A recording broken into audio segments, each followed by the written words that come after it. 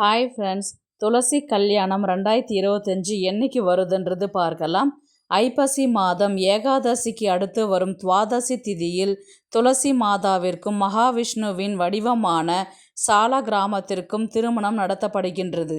தன்னை மணக்க விரும்பிய துளசியை மகாவிஷ்ணு மனம் உவந்து ஏற்றுக்கொண்ட தினத்தை துளசி விவாகம் அல்லது துளசி திருமணம் என கொண்டாடுகின்றோம். பூஜையில் சங்கு, சாலக்கிராமம் மற்றும் துளசி மூன்றையும் ஒன்றாக வைத்து பூஜை செய்வதன் மூலம் கிடைக்கக்கூடிய பலன் முக்காலமும் உணரும் மகா ஞானியாகும் பாக்கியம் கிடைக்கும்.